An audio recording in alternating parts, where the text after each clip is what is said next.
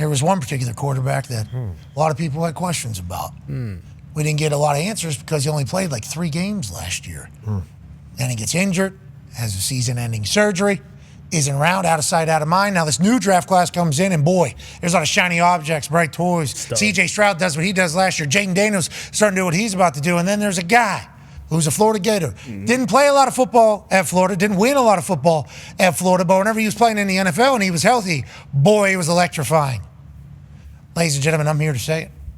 If Anthony Richardson seemingly has figured out how to be a professional off the field, watch film, go to work, do your work, be a teammate, be a professional, be a face of a franchise, understanding that you're 22 years old, but this is a multi-billion-dollar operation where it all revolves around you and how you act and how you show up. Well, yesterday, he showed up. Anthony Richardson, the roller coaster ride, the experience that is one of a kind is back, and he's 250 doing that to people. Now, DB had no chance, and he had to stand up and go, what the hell, how'd we even get here? I like the fact that the DB thought he was going to do what he had to do, but AR not only makes this guy's head a Pez dispenser in his first touchdown of 2 rushing touchdowns on the day, he also bounced back up, didn't get hurt there. That is a big deal. He not only didn't bounce back up, he was talking shit. Oh, you want to say your stuff? Could have been talking to us, to be 100% clear. Don't care. Love what he's doing. Playing football, the team rallied around him. Now, the Jets look bad. The Jets look bad at football. This was a tough game to watch, to be honest with you, because of how the Jets looked in its entirety. The only thing that was a saving grace is the fact that AR is electrifying when he's on the field and feels like he has a much better sense of who he is, what he is for the Indianapolis Colts. 9-year NFL vet, former Indianapolis Colts, Darius J. Butler. Alec Pierce continues to do his thing. Josh Downs does his thing. AR's doing his thing. Jonathan Taylor has a chance to be great, always has been, always will be. Offensive line's moving. Defense is the reason why everybody's saying what they're saying about Aaron Rodgers right now, and they're burning jerseys. What? They're burning Rodgers jerseys all over. Come on, guys. We'll talk to them about it tomorrow. But nonetheless, Colts make the Jets look bad, make the Jets feel bad, and Colts are right in there for a wild card playoff spot. D-Butch, you and I both have watched the Colts more than anybody that's watching. Okay? I have invested more money than anybody that's watching this show in the Indianapolis Colts, because the other people that have paid for the suites that we're in, that are the most expensive suites, aren't watching the show. We know that, and they're all entities. They're not human beings. So whenever you say invested in a team, that is a very real thing with this. Watching AR play is a spectacle. Yesterday had an edge about him. Team was around him, but also wasn't making massive mistakes. He missed a couple layups, but other than that, hit every single shot. Off the field, seemingly going great. We're in it. And that's a nice little reminder to everybody. I believe Chuck Pagano gave me the stat yesterday before my NFL Game Day morning hit. He said Colts only have one team left on the schedule that has above 500 record, and that's the Lions this weekend. So this weekend at home against the Lions, with the way the Lions are playing, going to be tough for anybody. We'll see. But the rest of the way, after the bye week, the Colts are in a good spot. And this is he is correct. That was before the Broncos won yesterday, so they are 6-5 now. That would be the second team. But the Broncos are going to be competing with us for a wild card spot, so that's going to be a potential playoff game there. So in it all, the Colts literally have it all in front of us if we're able to do it. And this is the reason why we're so passionate about winning now, because a lot of people are like, no, just kick on the ear. We need to do whatever. It's like, this is a good team. This is a team that has a lot of money spent on it. This is a team that has a lot of veterans on it. They get a huge win against the Jets. They might have been able to kind of unleash something in AR. If he's going to do this to people and pop back up every time, let's go. Huge game. A lot of coming into this game, both teams were pretty much fighting for their life. You know, both teams still alive. The Jets were still alive mathematically. Colts still alive. Obviously, you know, those couple teams were chasing for that last spot. And anybody invested in the Colts, you and me both, like as a fan, as a team, whatever, this is what you wanted to see from Anthony Richardson. Now, it's going to be some bumps in the road, and it definitely was. He got benched for 2 games, and he said all the right things in the media, and he showed up, most importantly, like efficient. He was efficient from the pocket. They jumped all over the Jets in the beginning. I think they went up 13-0 before the Jets got a late touchdown before halftime, but efficient from the pocket. They used his legs, had some QB design runs, obviously the one that went and ended the game. And then this drive right here, this drive, quarter. This read, this throw, you know, they had a specific play for that specific coverage. Shane Steichen talked about it after the game. It was a palms coverage, so you waited, you know, for the out to break and then hit that whole shot right down the sideline to Pierce. So this was everything we wanted to see, everything you wanted to see from Anthony Richardson. And obviously all the things between Monday and Saturday, this is how you get these type of performances. Now, it was obviously one performance against the Jets, but week in and week out, we know this guy's talented enough to be the best player on the field any given Sunday. So this is what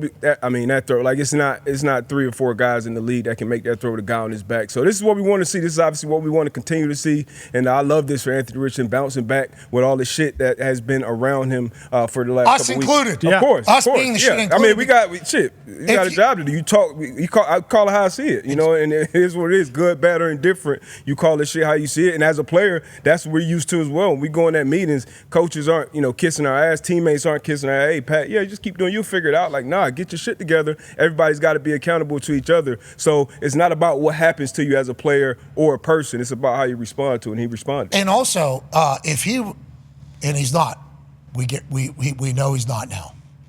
But if he was to waste all that, just because he was not invested as being the quarter. Like, it would suck. That sucks. Yeah. That completely sucks. So it's like something had to be said. Something was said by a lot of people, both in the building and out of the building. Yeah. But there's still enough time and everything in front of him. He's young. He's learning. 22 years old. You still got a lot of things that you can figure out. It's not like old dog new tricks. He's still developing his traits, his routine, his schedule, his weekly everything. It's like, and it's not like us either. It was like, you show up, you do your job, you'll be all right. I show up and do my job as a DB, I'll be all right. As a quarterback, it's not just, I just show up and do it. Like, nah, you got to be an example for guys. They could be 30 years old, but that guy's, he's, first one in the building, last one out, not necessarily, but when you in there, you're doing your work, you're doing extra, you're leading the guys, you're saying the right things in the media, all that shit counts when you're the quarterback CEO of that franchise. Yeah, and like they are 5-6, and sure, like okay, whatever. They beat the Jets, still an NFL team, still on the road, still have to come back, face adversity after being up, 10-0. But when it comes to the Jets, like it might be time. I had the Lions playing the Jets in the Super Bowl. Sure. So to say that I'm disappointed, hand up. To say that I'm bummed out about the Jets would be an understatement. But like when you're looking at that type of situation, who knows with Joe Douglas? I think you can also assume he's probably out the door, especially with how the whole Hassan Reddick thing happened. I'm not calling for him to be out the door. It just feels like you read in the tea leaves. Ambassador Woody Johnson, he's probably gonna leave that building for a little while, pass it back on to his brother. Hey, I'm sick of this shit. I don't know why I came back to America to run this team. It stinks. And then when you talk about Rodgers, we love him.